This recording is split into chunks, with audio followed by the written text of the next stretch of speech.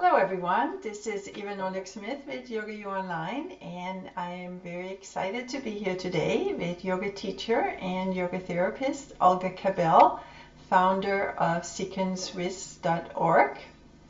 Olga has been teaching yoga for over 15 years, and she is certified as a yoga therapist through the American Vini Yoga Institute. She is also the founder and managing director of Sequence With, a web-based yoga sequence builder that assists yoga teachers and yoga therapists in creating and organizing yoga practices. And a lot of us know Olga and are very fond of Olga as a very prolific writer on all things yoga. Olga, welcome. So good to have you with us. So tell us a little bit about yourself, and I think you are Russian by origin. How did you come to the US and how did you get interested in yoga?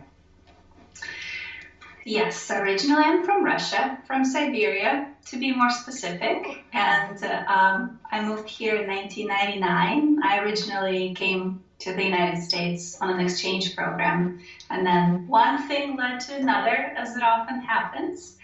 I did not study yoga at all when I was back in Russia, but I was always involved in dance, ballet, gymnastics, like body-related activities, so to speak. So I was pretty body aware when I came here.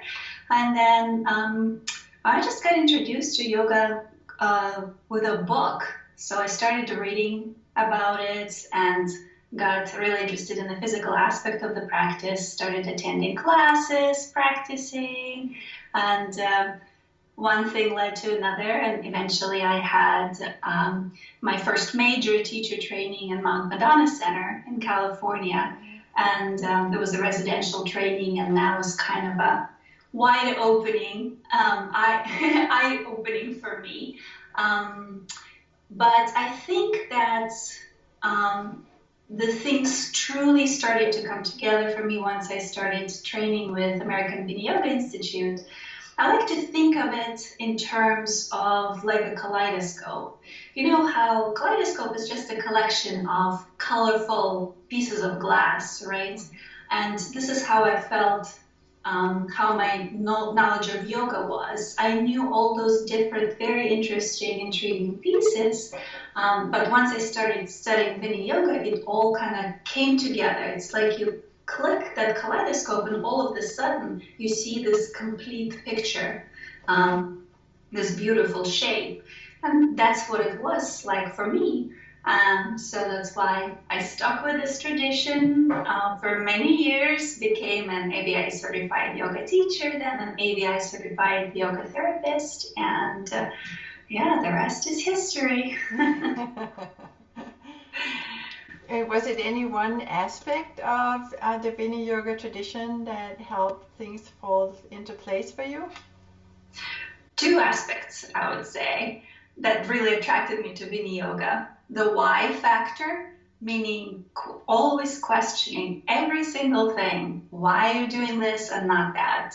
Why are you doing this pose? Why are you putting this pose here and not there? Why are you doing this particular breathing practice? And why did you do it at the end of the practice, not at the beginning? So the why, the reasoning behind it was huge for me. And then another one that my teacher always says, it depends, meaning that it always depends. The choice of practices, how we arrange them, always depends on the student, on the situation, on what we're trying to accomplish, right, on the intention. So those are the two main things I would say. Yes. That's what attracts me to Vini Yoga. Yeah, easy said and big topic. Or lot to learn to be able to facilitate those things. Right. Yes. Yeah. Huge. Yeah. And that's one of the things that I'm trying to do with my teaching, both when I teach yoga classes and when I write. I'm trying to help my readers and my students understand the why of it, right? As opposed to memorizing how to arrange the body in the pose, for example, trying to understand it, like what is the reasoning behind it? Because once you understand the reason, then you can figure out the details. Mm-hmm. So that's kind of the approach. Yeah, that's beautiful. And one of the key focuses in your teaching and in your writing is on a problem that I think haunts most yoga teachers, the problem of helping students find correct alignment in yoga poses. And I think in today's environment where yoga is so popular and there are so many new students coming to classes, the problem of alignment in yoga classes and practicing with alignment is perhaps more kind of pertinent than it has ever been, because there are so many mixed classes, and in the mixed classes there are so many beginning students. And just from experience, taking classes in different places, is not unusual to go into a class and find like 2/3 of the students out of alignment. And unfortunately, they're all different kinds of misalignment, right? It's not just like one type. Every student has a different kind. Of course. Yeah. Yes, that is definitely an issue that I see as well. And I mean, let's just think about it in simple terms. All those students who come to a yoga class at the end of the day, they spend their days elsewhere, right? They spend their days on the computers, they spend their days sitting, they spend their days maybe doing physical labor. So they acquire all kinds of movement habits and body positioning, like postural alignments, that they bring with them to a yoga class. When they arrive on that mat, those habits don't go anywhere. They come with them, right? So when they start moving their bodies in the course of the yoga practice, they just fall into the same patterns of movement and body positioning that they have in the course of their lives. So what we are trying to do as yoga teachers is to pay attention, right? Keep an eye on all the students and try to foresee where the potential problems can arise, where the potential injuries can show up.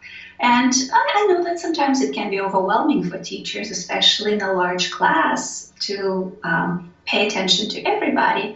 The interesting thing about it is that there are very specific patterns of misalignment that are pretty typical for each directional movement of the spine.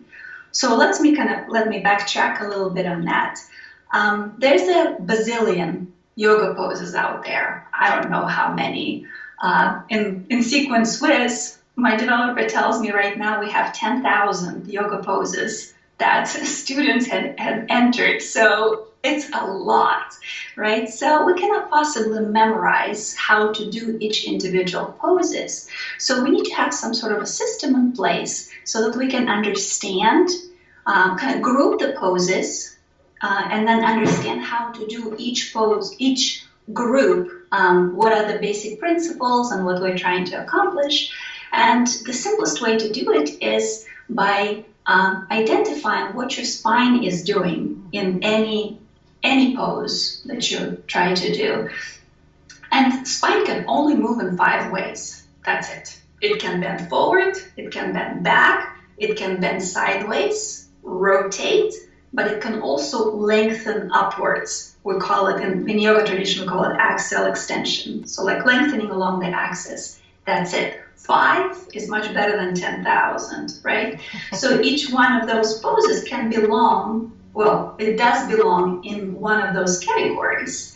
So once we come to identify, okay, this is a forward bend, and okay, this is a twist, and so on, then by doing that, we can immediately understand and remember what it is that we're trying to accomplish with forward bends, what are the potential issues that we can come across in forward bends, because it's only a handful, it's not that many. We call those release valves in Vini yoga tradition. Release valve is basically when your body falls into, or tries to avoid working certain areas and falls into patterns of body positioning that you acquired in the rest of your life. Like this is a release valve, sticking the chin out. This is a release valve. hugging the shoulders, chest collapse as a release valve, and so on. And interestingly enough, most of those are situated around the spine, right? They relate to the position of the cervical spine, thoracic, lumbar, and they relate to sacroiliac joints as well. So they're all kind of concentrated along the spine. So this is the first thing that we want to look at when we're watching our students do poses. Yeah. Yeah, and I think in other traditions, those patterns are also referred to as compensation patterns. Same thing. And the concept is if there's limitation in one area of the spine, the body puts it into a different part of the spine. Exactly. And the funny thing is that we don't really even know. Oh, yeah. Absolutely, and especially for beginning students who don't have developed body awareness yet, they don't even notice. Yeah, of course. Yeah. Now, so what's the effect? What's the effect in our practice? Just to kind of play devil's advocates. You know, we all have had students who come to class and they do poses with misalignments, and you know, they don't get injured, they walk out, they're fine. So again, playing devil's advocate, why should we care? Well, several reasons. First of all, students can get injured both within the space of one class, which doesn't happen very often, but also by doing the same thing over time, right? If they consistently have the same pattern of body positioning that's not the best for their body, it will show up one way or the other at some point. Then another big thing here also is that if we fall into those compensation patterns, we actually just avoid all effects of the yoga pose, right? So then what's the point of doing it? Because then we're skipping on the benefits. Right. So we might as well go do something else. Yeah. So that's another thing. And just then, reinforcing the same old patterns. Reinforcing the same patterns rather than working through them. Absolutely.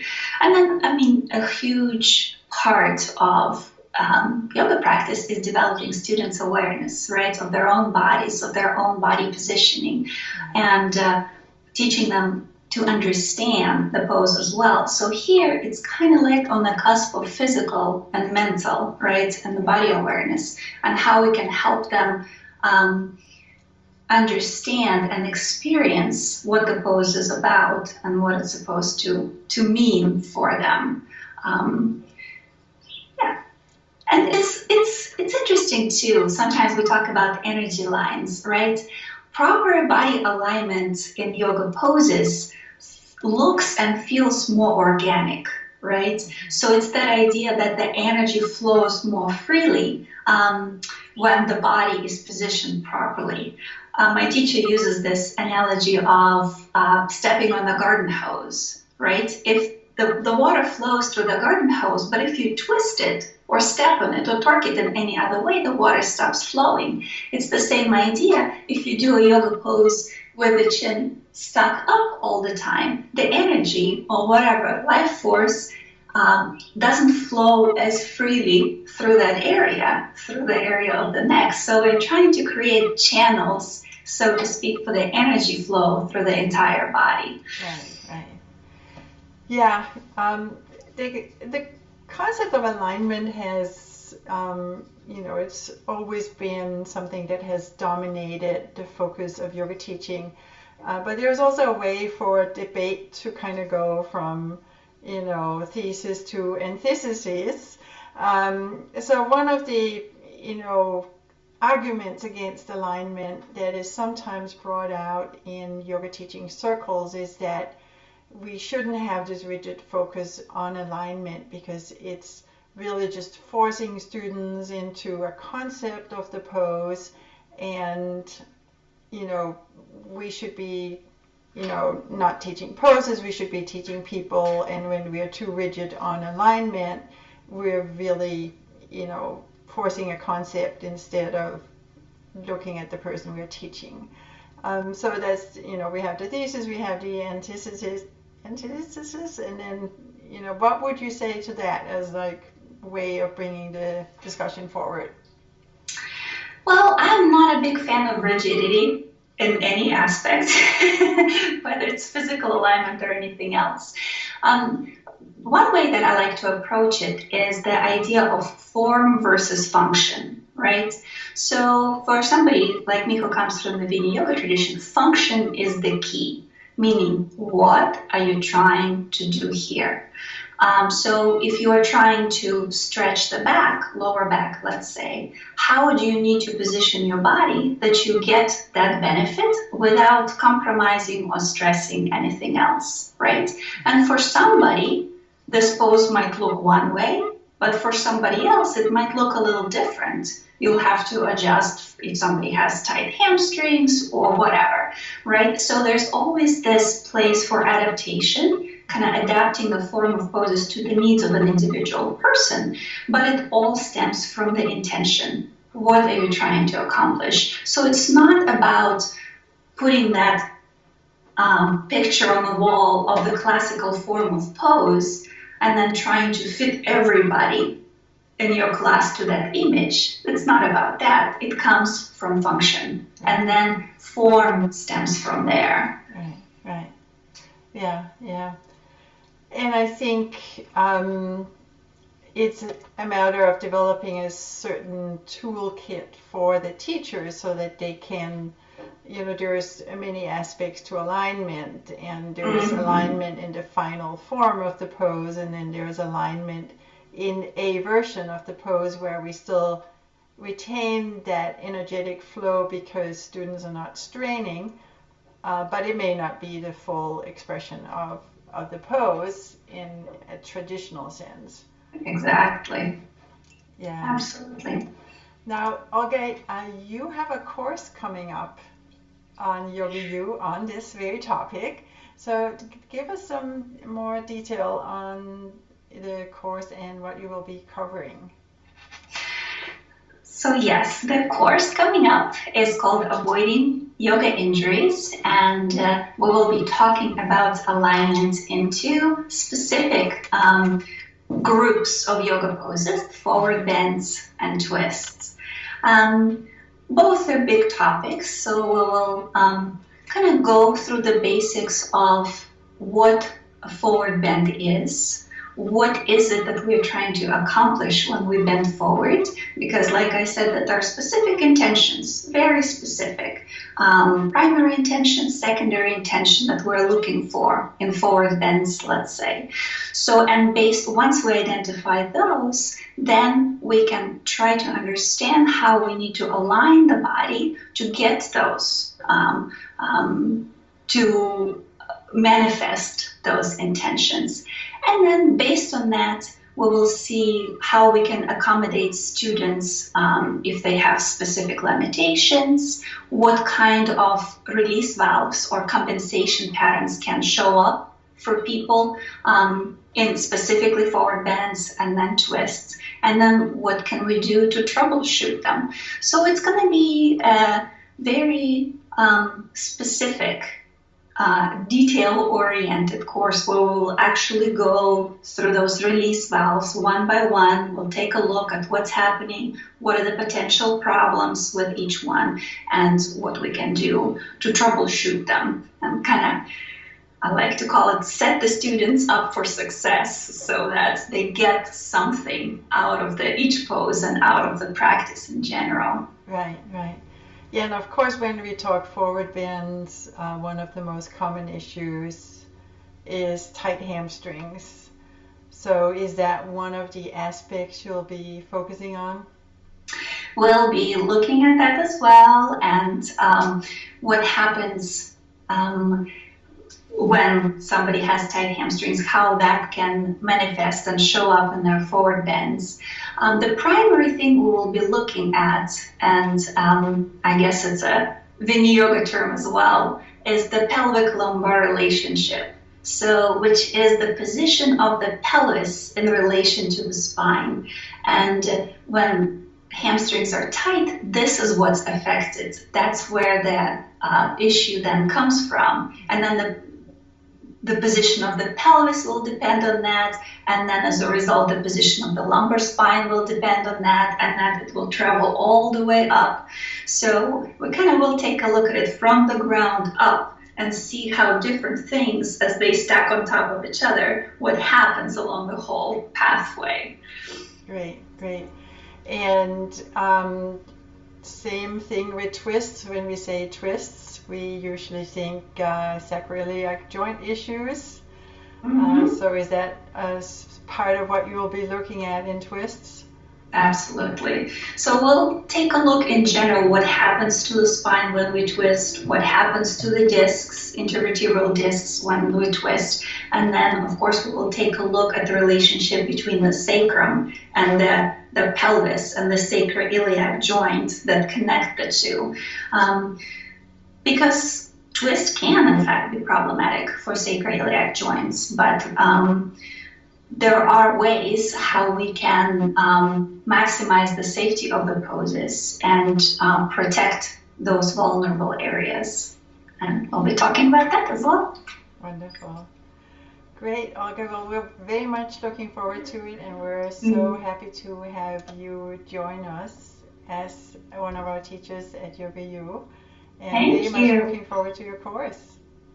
Me too. I think it's going to be a great experience. I'm very much looking forward to it. Thank you for inviting me to teach on Yoga U.